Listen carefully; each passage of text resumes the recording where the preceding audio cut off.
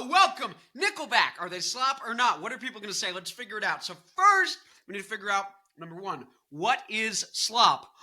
Then, we're going to figure out how to detect slop. Is it present? Is it not? Third, how much of Nickelback is slop? And then fourth is, are they talented, right? Will people think they're talented? And then fifth is, do I think they're slop or not? And what do I think, more importantly, you're going to think? Are you going to determine that they are slop? And what are other people going to say? We're going to get all into it. So first, let's just get right into it. What is slop? Look over here. The music matrix. This is energy on the right from 0 to 11. And then we have catchiness on the bottom, 0 to 10.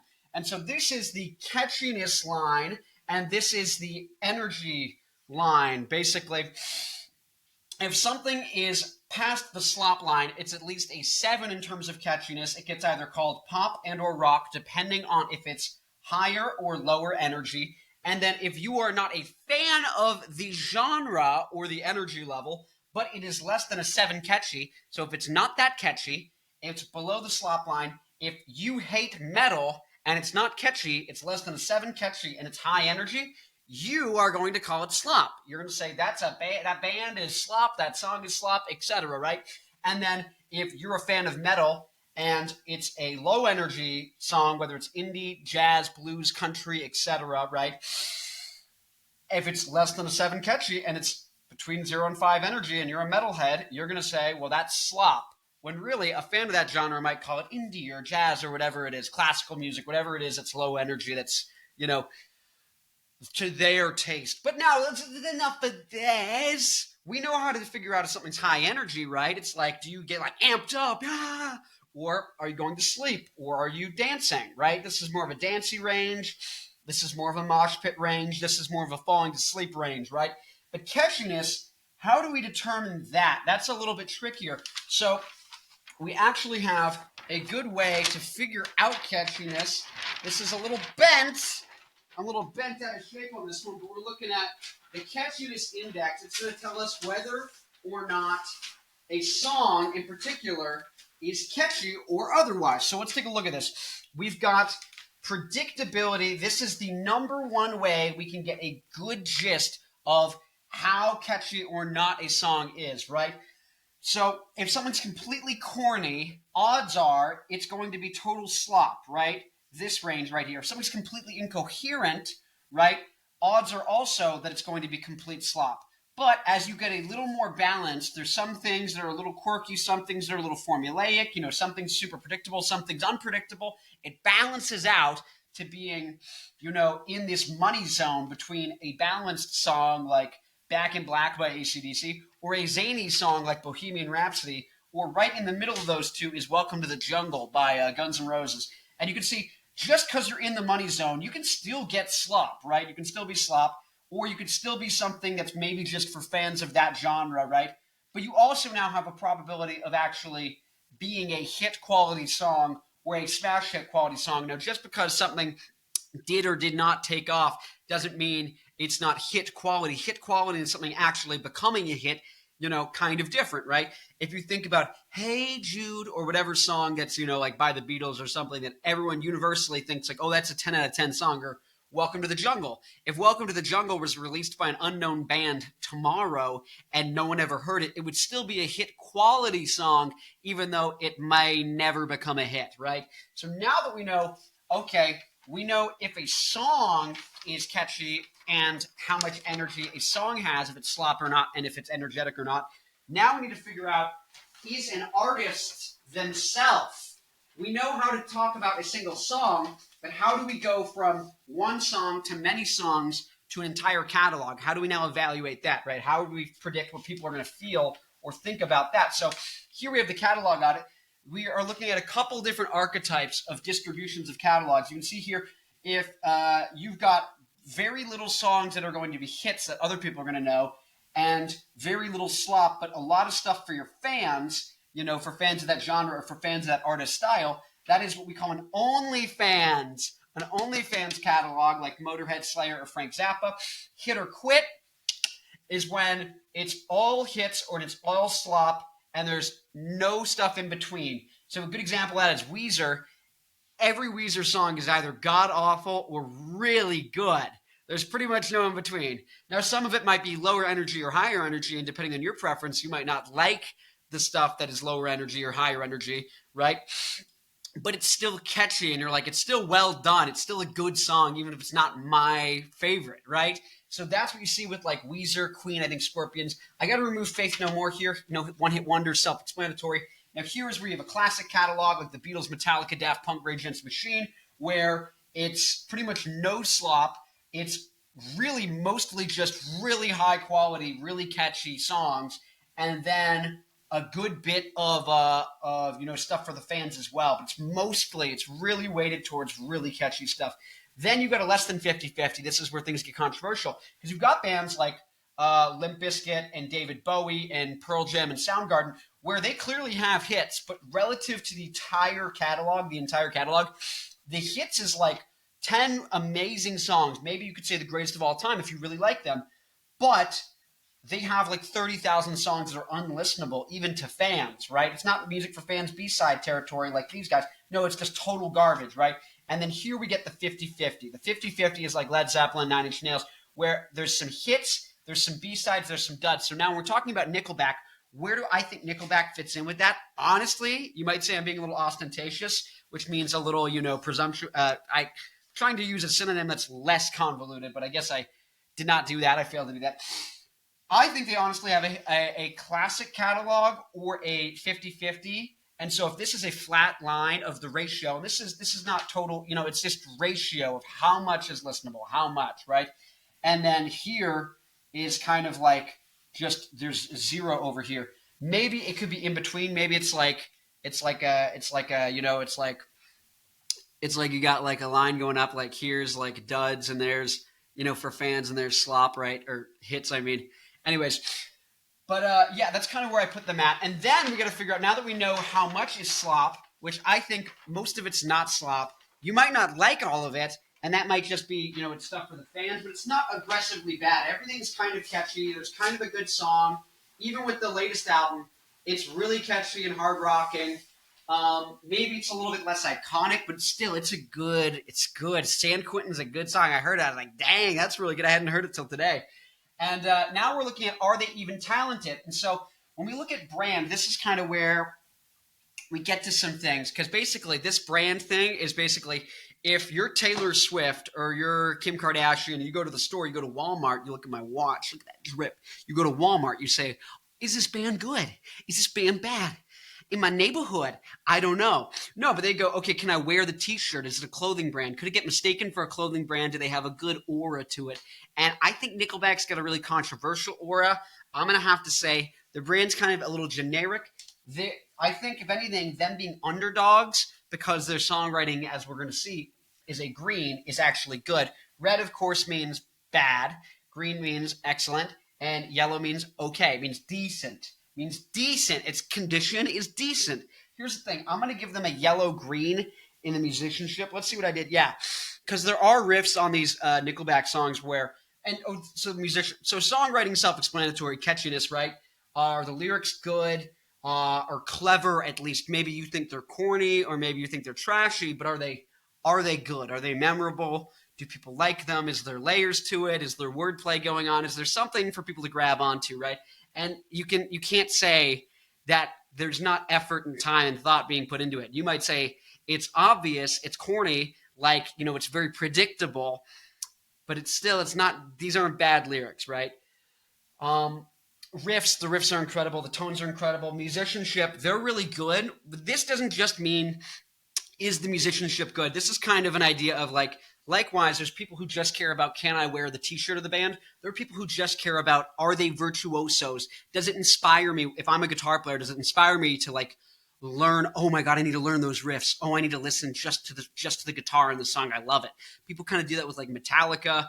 Really good example of that's like Polyphia, where people are like, oh, I need to learn this.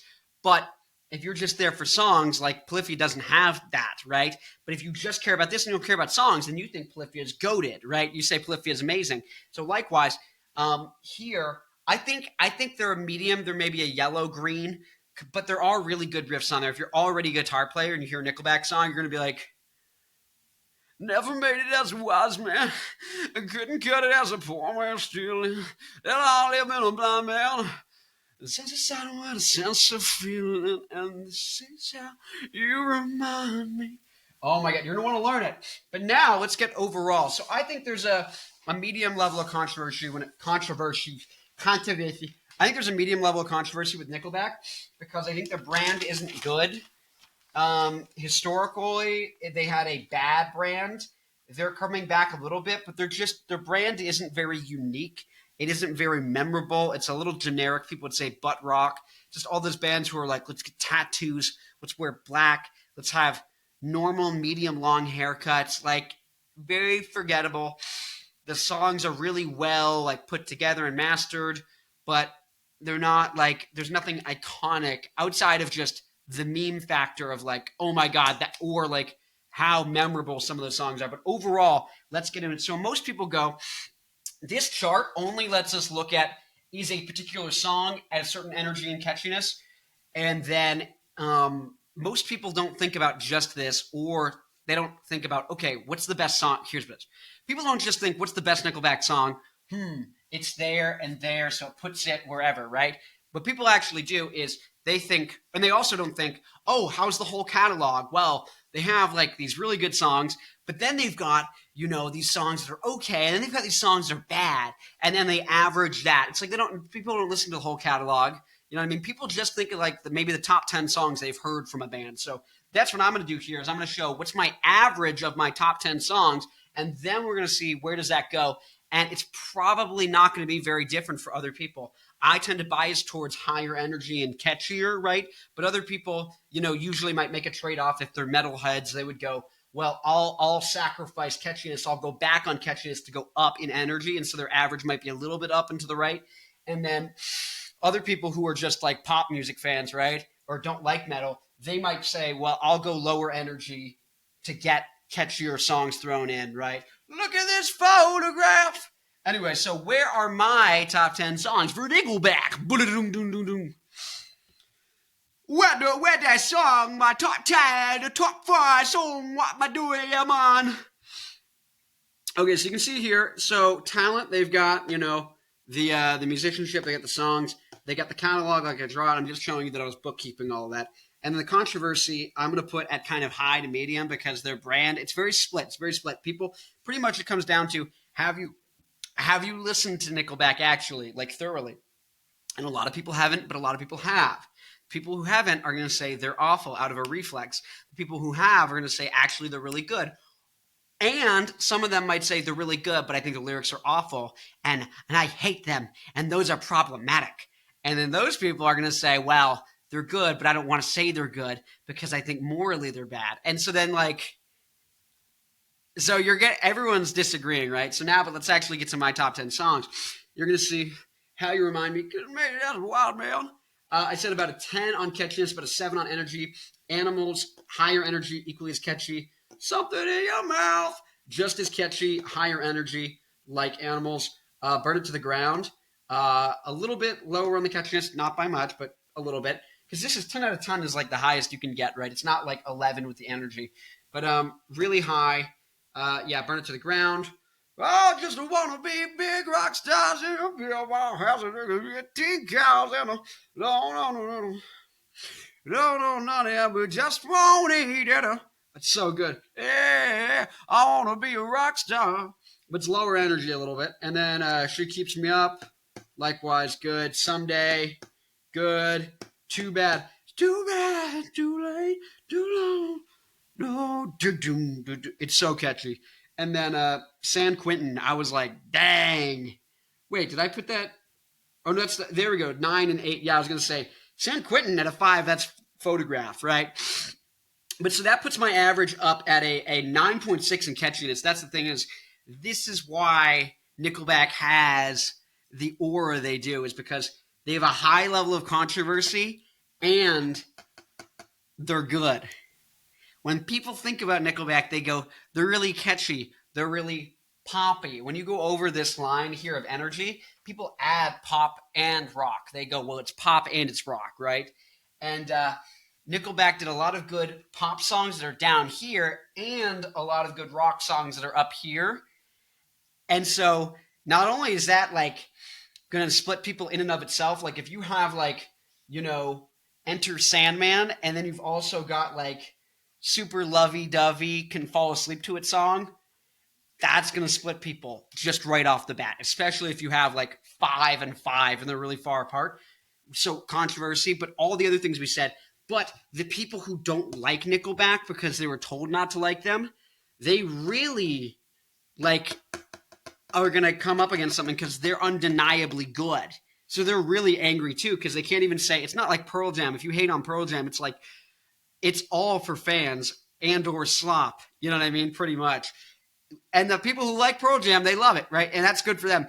But like if someone says, oh, Pearl Jam suck, I think they suck. Well, it's just like, okay, well then you don't like Pearl Jam. It's not that multifaceted. This is. It's like, why do you think Nickelback sucks? Do you actually have even listened to Nickelback? It's like, no. The answer is no, you haven't. Like, okay, here, if you're watching this video, go listen to any of these songs that are the high energy and catchy ones, right? Which is pretty much what I skew towards in my preference. And then look at these. And go, so like skip Rockstar, skip whatever, She Keeps Me Up and Someday, and skip Photograph. But listen to How You Remind Me, Animals, Something in Your Mouth, Burn It to the Ground, Too Bad, San Quentin. Listen to those songs and be like, I wonder how good those are. Like actually give them a listen. But because this is the thing is they have a really good catalog and they have really good catchiness and they're really high on energy. So it's like this is going to split people. So what did I say? That puts them at a 9.6 on catchiness, puts them at 6.8 on energy. So 6.8, you're going to see they're getting to the upper edge of punk. The only reason they aren't actually kind of on this like, you know, this metal punk lineup here in terms of energy, because they really are. All their songs are pretty much either right here or they're like here, right? Like, so it kind of brings it down a little bit, right? You've got a lot of songs here, a lot of songs here, and a lot of songs here. So it brings it there. But I honestly think you have two poles. You have a pole that's right here and a big pole that's right here, and you have a little pole that's right down there. But I think if you really look at it, we get to, what did I say, like a 7-ish, right? Like a 6.8. Yeah, so 6.8. And then you come and go over. So it's somewhere in this range. If you kind of have like a rough range here, it's in this kind of energy level band. And then it's a little bit under metal, but just right at that energy level. And then, what did I say, a 9.6 or something insane? Yeah, so it's super catchy, high energy rock, which this is very polarizing for people. Most people don't. So what I found is you lose people on the rock thing when rock gets above this line. When this is the safe area as a rock band, if you want to sell a ton of records and not be off-putting to people who don't like high energy. People who get freaked out by, oh my God, this is too high energy. I need my soy.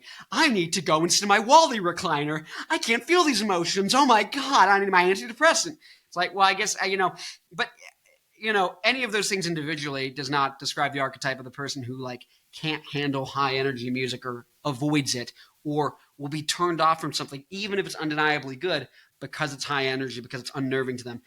But that is the type of person who's going to go, I hate Nickelback. For another reason, it's because they're right at the upper end of being as energetic as you can without really starting to turn off some of like the blues, country, jazz, who hate punk. They hate metal. Like they can't stand Green Day. If Green Day's too hard rock for you, you're going to friggin' hate Nickelback, right? That's what I'm talking about, right? And so this is where it's like, this is the real motherfucker zone right up here. This is like, I try not to swear as much as possible, but like this is the ultimate friggin' beast stallion, master of reality zone right there. And so that's where you lose. Like basically this is the no bitch zone. Like no pussies allowed. Like this is basically like, I guess I might call it like the dude zone, but this is just like pure badassosity. And some people this is like Weenie Hut Jr. zone, right? If you're under a 5 is like the Weenie Hut Jr. zone, right? And this is just like badass zone. This is just hell yeah. It's just hell yeah, purified. This is like yay, yay, turning into yeah, turning into hell yeah, turning into fuck yeah. Anyways, what do you think? Yeah, so people are going to be split, but I would say they're right here, and then their catalog, if you like plotted all the little points, is probably looks something like this. But in general, they are a good rocking band with some pop songs. It's very interesting that people hated on Nickelback. I think the only way you can hate Nickelback is to not listen to Nickelback. Sorry, I burst your little bubble. Parasocial relationship, parasocial. You love me. Your parents don't love you. Your family doesn't love you. I love you. Love me. Just kidding. Anyways, like, comment, subscribe. Tell me if you agree, disagree, otherwise. What other bands you think I should do next time? Anyways, please do like and subscribe. I do appreciate that. I appreciate you. If you're a Latina, hit me up. You know what to do. And let's see the guns. Latina applications. We're taking Latinas. We're accepting Latinas for the application, for the positions. Many positions. Lots of positions for Latinas. Anyways, Latinas only. OnlyFans. Yeah. I'll see you in the next video. What are you doing there? Go to the next one, right? I think we're doing Rage Against the Machine. Go check it out.